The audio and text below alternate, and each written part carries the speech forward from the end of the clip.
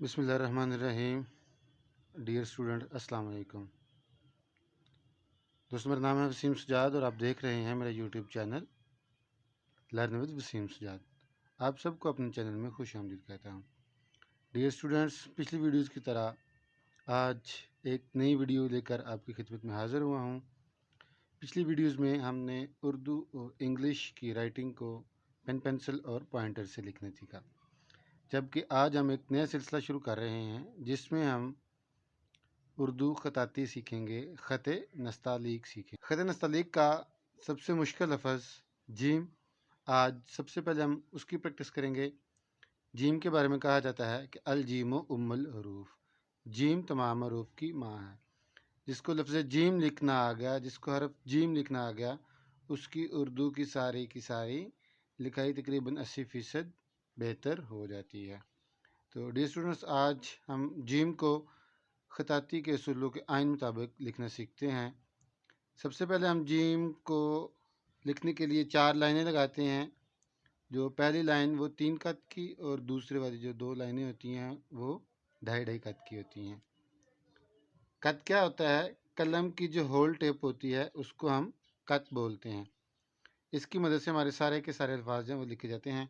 तो आज हम जीम लिखते हैं। जीम लिखने के लिए सबसे पहले हम 45 के एंगल पे एक कत लगाते हैं, छोटा सा। होल टिप की मदद से हम एक कट लगा देते हैं। होल टिप की मदद से हम एक कट लगा देते हैं। इस कट के ऊपर हम जीम का हेड बनाएंगे। जीम का हेड जो होगा वो तकरीबन हाफ कट मोटा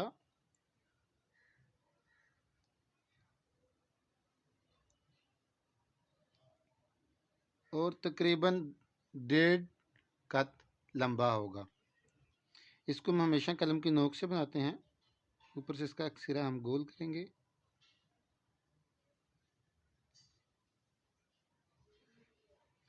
और नीचे हम इसकी गर्दन बना देंगे। ये जो जीम की गर्दन होती है ये तकरीबन 3 कत लंबी होती है। जीम का जो हेड होता है वो 1.5 कत होता है और जो इसकी गर्दन होती है वो तकरीबन 3 कत लंबी होती है। ये मैं बाद में आपको इसकी पैमाइश करके दिखाऊंगा। फिलहाल हम इसको लिखते हैं।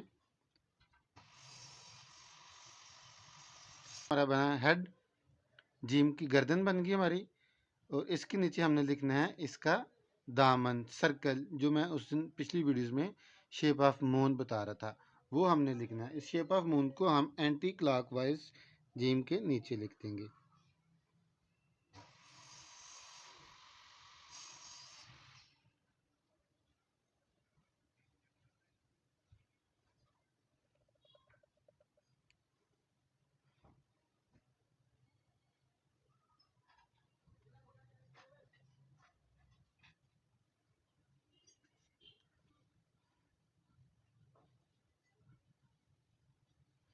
स्टूडेंट्स, ये हमारा लफ्ज़ है जीम।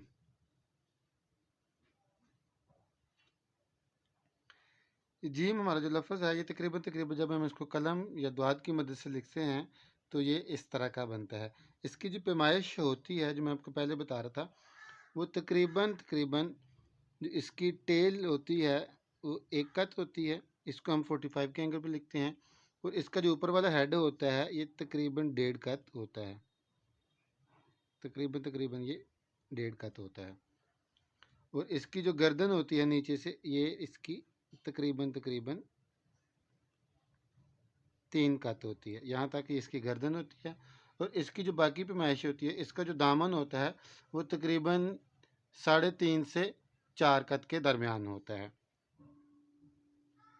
1 2 3 और ये तकरीबन पौने चार कत बन रहा है।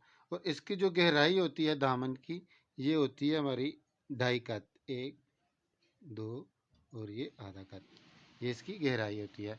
डियर स्टूडेंट्स, जीम को जब भी आपने लिखना है इस बात का ख़ास ध्यान रखना है कि जीम की जो गर्दन है ये इसके हेड से बाहर नहीं निकलनी चाहिए।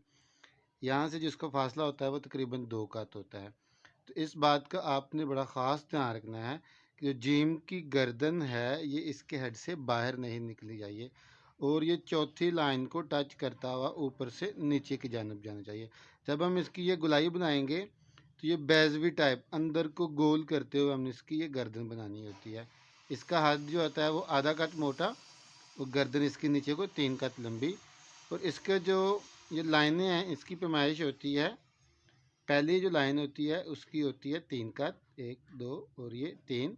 और जो बाकी 2 लाइनें होती हैं उनकी 2.5 कट होती है, 1 2 और ये 2.5 कट, 1 2 और ये आधा कट। तो ये इसका मस्तर होता है। इसी मस्तर के अंदर जीम को हम कैलीग्राफी के जितने भी रूप आएंगे सारे के सारे हम इसी मस्तर के अंदर लिखेंगे। तो आज की वीडियोस में हम सिर्फ लफ्ज़ जीम को लिखना सीखा कि खूब प्रैक्टिस करें। और अगर आपको किसी जगह से समझ नहीं आ रही तो आप मुझसे व्हाट्सएप पे भी रब्ता कर सकते हैं। नेक्स्ट वीडियो तक दीजिएगा इजाज़त, दुआओं में याद रखिएगा। डियर स्टूडेंट्स, अगर अभी तक आपने मेरे चैनल को सब्सक्राइब नहीं किया तो मेरे चैनल को सब्सक्राइब ज़रूर कीजिएगा ताकि मेरी आने वाली हर नई वीडियोस आपको मिलती रहें। दुआओं में याद रखिएगा। मिलते हैं नेक्स्ट वीडियो में। अल्लाह हाफ़िज़।